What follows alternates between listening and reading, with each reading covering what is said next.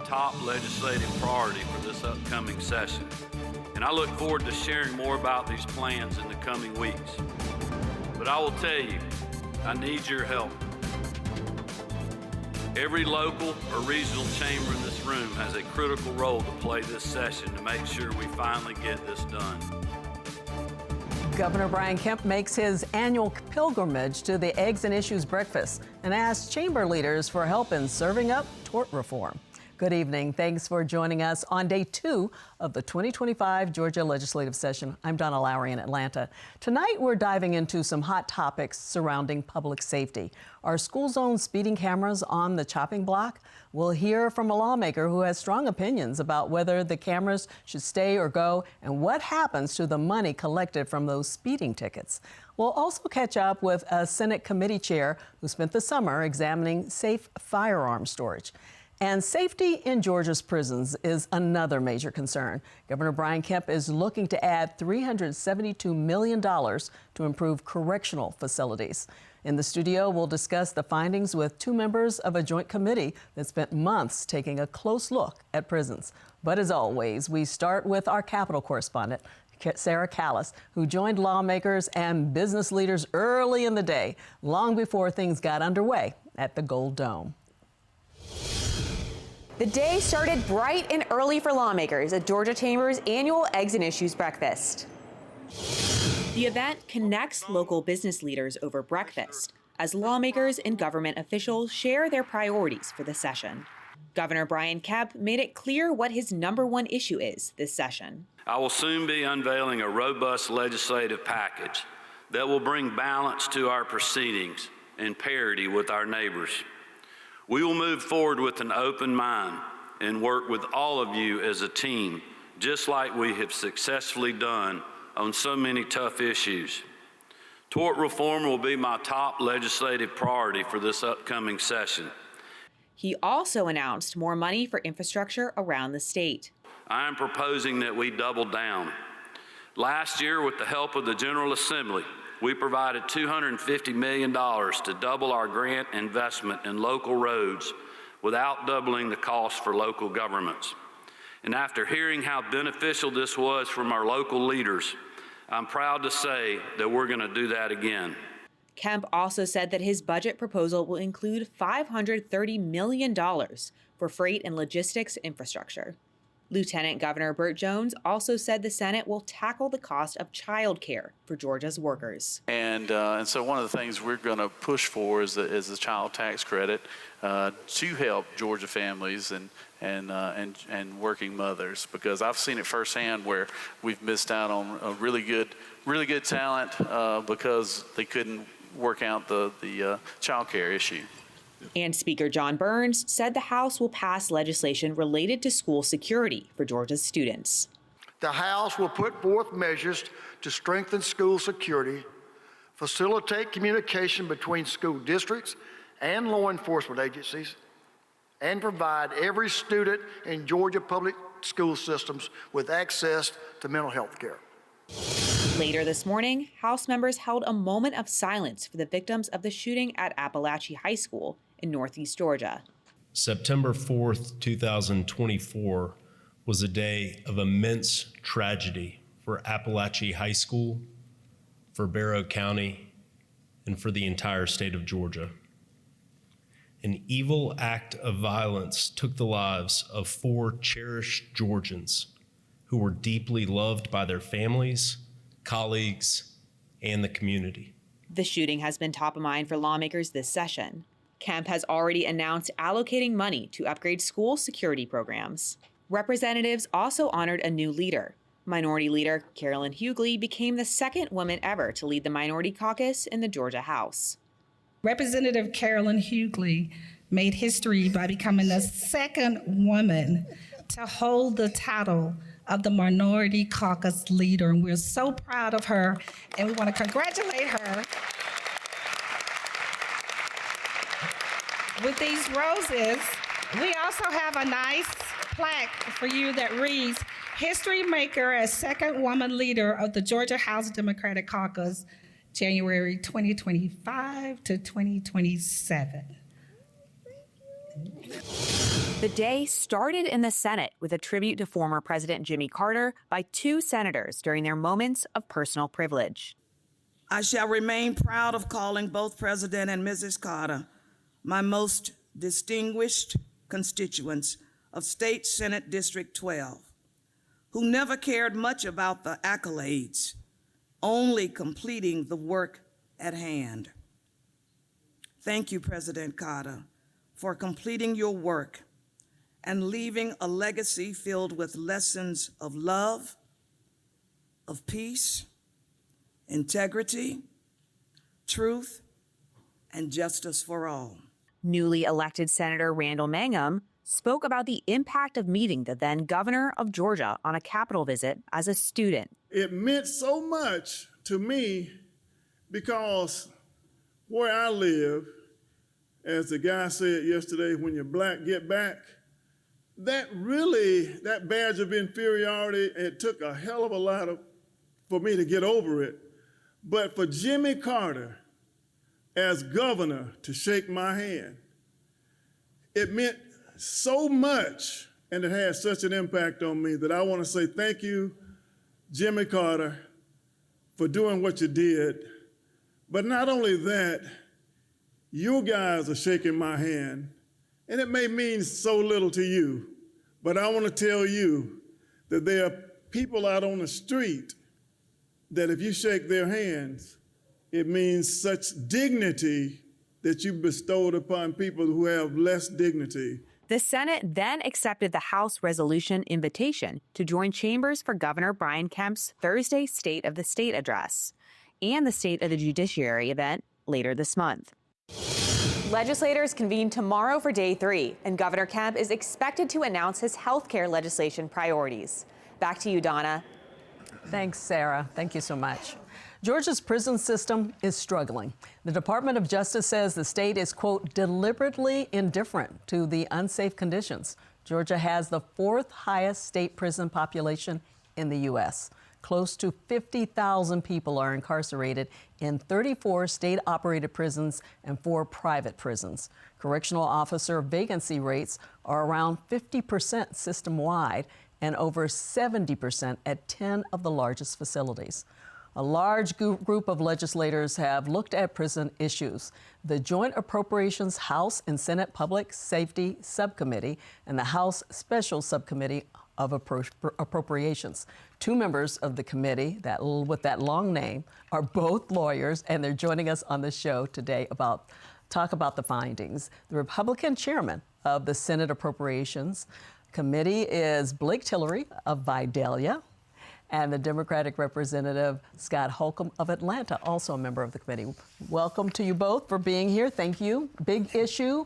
I know that the governor has already started on this. Let's start with the problems first. I want to talk about what are some of the issues that are going on with the prisons that a lot of people may not realize are happening.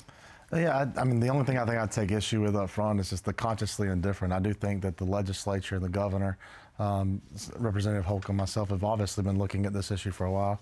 I think it dates back to criminal justice reform, when we got to the point that the only folks we were keeping in prisons were the ones that, not that you just didn't like, the ones that you were then scared of, to use a colloquialism that we used to use. You have a harder prisoner now in our prisons, and that breeds different issues than we probably had before.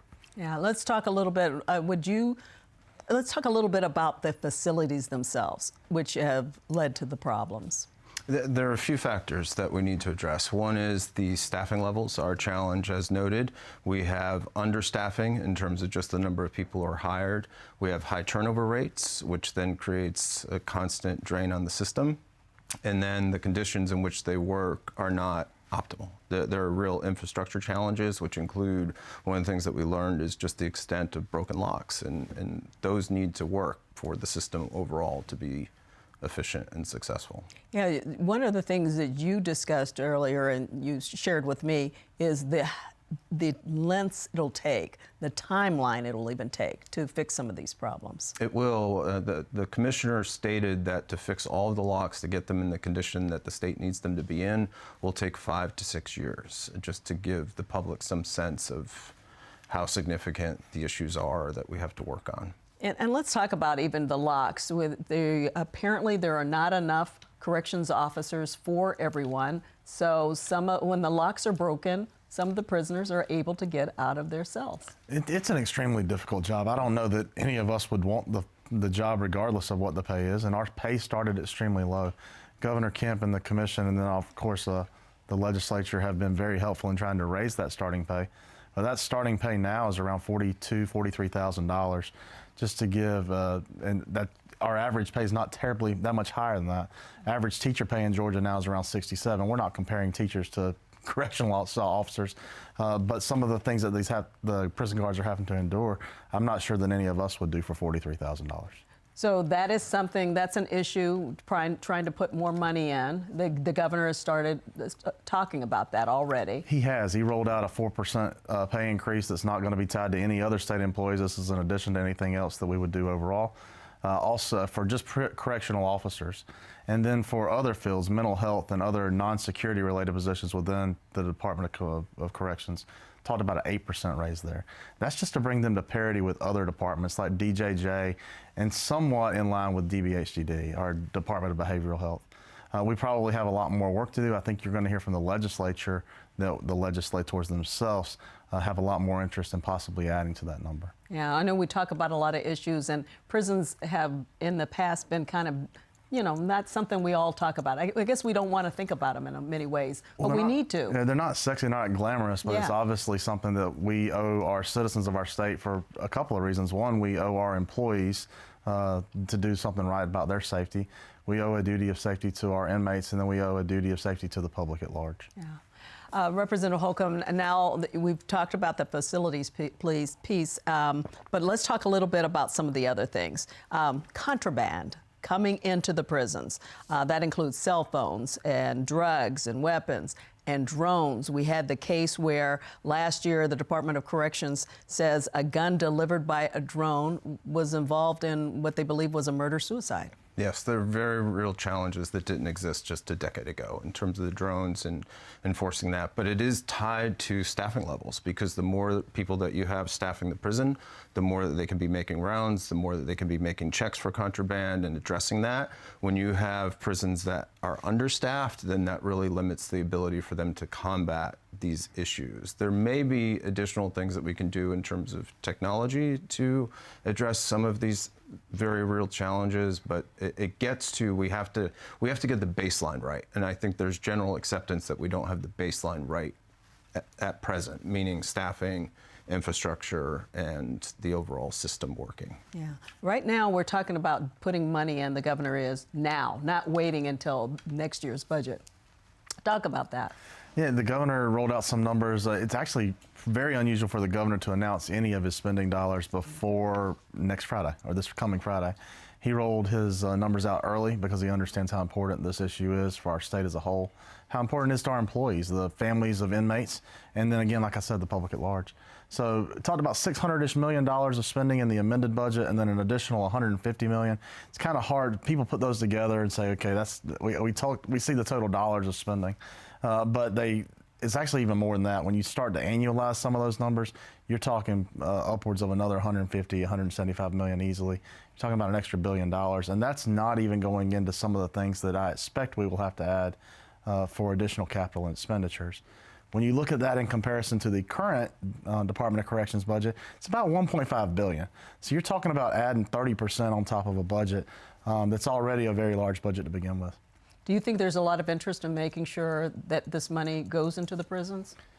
I do. I think you're going to see a lot of interest by the legislature in that it's spent wisely. Okay. Well, we want to make sure when you're dealing with big dollars and big government contracts, sometimes the details can get lost. But I think you'll see an extra focus of the legislature on these dollars specifically because they are so large and because the issue is so important, again, to whether you're a family of an inmate, you're the family of a victim, you're an employee who works for us on a daily basis. It's important to all of those groups and more. Yeah, and speaking of the families of inmates, another issue has to do with health care for the prisoners, those incarcerated. Roughly 410 medical beds right now inside of the state prison for almost 50,000 inmates, and sometimes they have to rely on outside services. So that's costly too. Correct. It's very expensive, and I agree with Chairman Tillery's point in terms of the accountability here. I hope long-term we really set in place strong accountability systems to monitor how are we doing in terms of violence, how are we doing in terms of health and health outcomes. But one question that I raised in our committee was there are some people whose physical condition is such that the likelihood of them being a threat to the public is quite low. And so does it make sense to keep individuals like that in the prison system, or does it make sense to pursue some other alternatives that are less costly to the state and maybe overall? Did the committee look into those kinds of things, or was it mostly focusing on the money issues? It was everything, because we have to, the money is directly tied to what are the issues, so we can address those. It's not just throwing money at the problem, but rather what are the problems that we're trying to solve, and then how are we going to allocate resources to make sure that we achieve the outcomes that we want.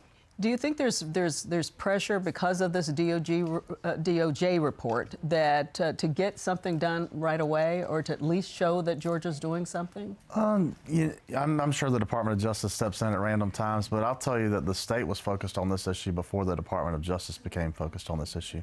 The Senate was appropriating money for the past 2 or 3 years. Chairman John Albers, Chairman Randy Robertson made this a priority as it related to cell phones and contraband, as it related to drones. So this is an issue that we were really glad to lock arms with our colleagues in the House and tackle together. Yeah, the fact that you came up with a committee to work on it says a lot. It was, I imagine, you had a lot of people coming in to talk. Of course, the head of the correction system, but a lot of people on very different levels of all of this. There's widespread interest in getting it right, and I think there has been a lot of public coverage, both through the media and through the government's report with the DOJ in terms of what the issues are. I think it's widely known what the issues are, and now we have to work to correct them. Okay, well, we'll keep up with it, and you'll certainly tell us about it and when it comes to the budget later on in the session. Yes, ma'am. I appreciate it. I appreciate you both coming on the show. Thank you so much. Thank you. Coming up, 2 more public safety issues. Legislators will discuss possible legislation dealing with school zone safety cameras and the safe storage of firearms. You are watching Lawmakers on GPB. Georgia Farm Bureau, a grassroots organization dedicated to preserving Georgia agriculture. Farm Bureau advocates for all Georgia farmers at the state capitol during the session and year-round. Georgia Farm Bureau, the voice of Georgia farmers. It's good to have everyone back together. Good news indeed. Put your feet up a minute. It's beautiful. How does that sound, Green Man? It's what I love doing. Cup of tea. I was thinking more double whiskey. Hurry up! Freshly baked biscuits, always. Well, this is all proving rather cozy, isn't it?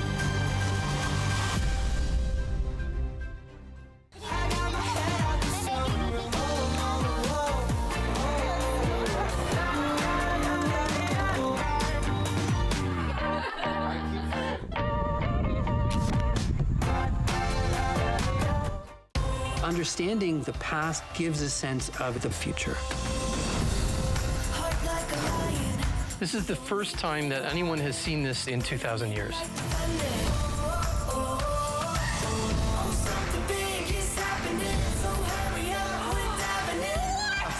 This is amazing. Well, I'm excited now. Pompeii is a battle against time.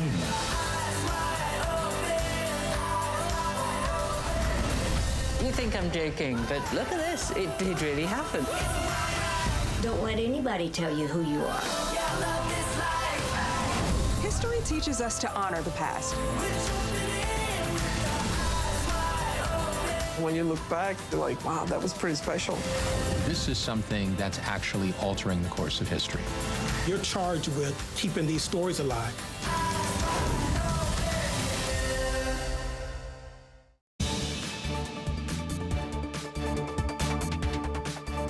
Welcome back to Lawmakers. I'm Donna Lowry. Protecting children is always top of mind during any General Assembly. Joining me are lawmakers looking at legislation on 2 very different issues.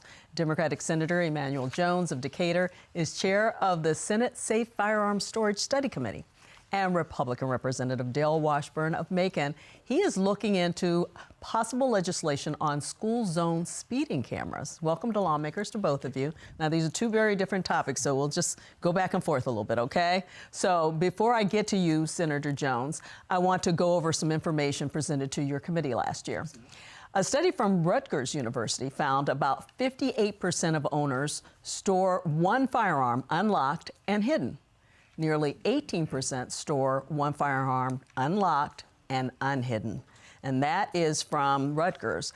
But the group Be Smart presented these numbers. 205 children and teens die by guns every year. 28% of children and teen deaths are suicides, and 66% of children and teen deaths are homicides. So you had the bipartisan committee. One of the things we want to establish, first of all, and you made this clear, that this wasn't about the Second Amendment. And so talk about what it was about, this study committee. The study committee was simply about protecting kids and finding a way to make our schools safer in the state of Georgia. We've had a horrific incident recently that everyone is aware of, and those kind of things happen too often in our great state. We can do better, and there's an opportunity for our study committee and the work that we did to present some proposals to the General Assembly so that we can reduce those incidents in our great state. Yeah, while you were having your study committee meetings, the tragic incident at Appalachia High School happened. So we'll talk to you more in just a second. I want to get into speeding zone cameras a little bit here. Representative Washburn, you're looking into those cameras, and House Speaker Burns actually talked about it as one of his priorities. So talk about what the problem is as far as you're concerned with these speeding zone cameras. Yeah, well, thank you very much, Donna. I'm delighted to be with you, and I'm delighted to see the Speaker's comments about the speed zone cameras. Let me give you a little history about that. First of all, I should say I'm a grandfather. I have 6 grandchildren, and certainly children's safety around the schools is important to me. But I need to tell you that I began to get complaints about these school zone cameras over a year ago from constituents. And then I want to give some credit to a weekly newspaper in Macon in Monroe County. It's called the Monroe-Macon Reporter. Will Davis is the publisher there, and he began to do investigative work on this, and he has discovered some things about the volumes of money that are being collected and about the number of citations that are being issued in Macon in particular. When I began to let it be known that I was planning to introduce legislation to ban these cameras, I've heard from people all over the state, because it is clear that although something that was well-intentioned when it was passed is now being abused, and there's a lot of people, a lot of local governments raking in large sums of money, and also out-of-state providers of these cameras are raking in big sums of money. And I believe that's wrong. It is victimizing our people, and I want to do something about it. So you want to get rid of the cameras altogether? The legislation that I have in file that has 28 co-signers right now, and I think I'll have more tomorrow, does call for banning the cameras, because we believe it's being abused and that it does not contribute effectively to children's safety, and is raking in large sums of money. I can give you some specifics when you're ready for them. Okay, we'll come back to you in just a second. I want to get back on to safe firearm storage a little bit. So your committee took in a lot of information, and I don't know if we said it's a bipartisan committee. It is. So what were some of the recommendations you came up with? Well, there's 2 critical recommendations that we made. One of the recommendations deal with creating a statewide database and to direct DOE to promulgate some rules. I was delighted to hear that the Speaker was supportive of this particular idea.